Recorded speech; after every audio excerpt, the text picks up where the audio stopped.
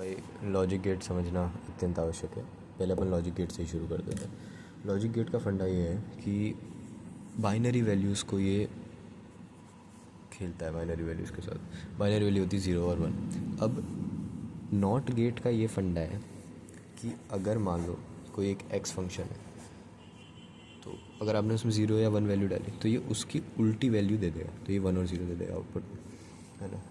इसका रिप्रेजेंटेशन आप इस तरीके से करते हो, ऐसे बेसिकली एक छोटा सा गोला बना के। एंड गेट का ये लोचा है कि मान लो एंड गेट का क्या होता है। अब नॉट गेट में ये है कि सिंगल इनपुट है और सिंगल ही आउटपुट है, कि जी आपने एक एक्स डाला वही फंक्शन में आउटपुट निकला। बट यहाँ पे ये होता है कि दो तो इनपुट होते हैं लेकिन आउटपुट एक ही होता है।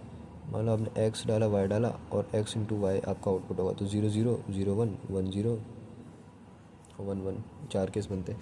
एंड गेट ये बोलता है कि यार दोनों 1 होने चाहिए, तब तो 1 आने दूंगा, अदरवाइज 0 0 0। सिमिलरली और गेट है, और गेट में भी 2 इनपुट 1 आउटपुट वाला सिस्टम चलता है। तो यहाँ पे भी X Y X plus Y. So basically जैसे अपन देखते थे ना मैथ्स में, एक जगह पे यूनियन इंटरसेक्शन सेट्स एक चैप्टर था उसमें, तो इंटरसेक्शन का मतलब एंड गेट हो गया और यूनियन का मतलब और गेट हो गया। तो यहाँ पे भी जैसे 0 1 लाइक 0 0 1 0 0 1 1 1।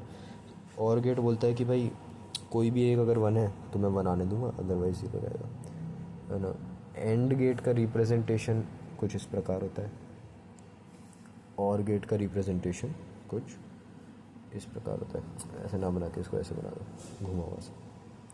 तो ये बेसिकली लॉजिक गेट की कहानी है कि आपके पास 3 प्रकार के लॉजिक गेट काम आएंगे, तो उस हिसाब से मैंने पढ़ा दिया।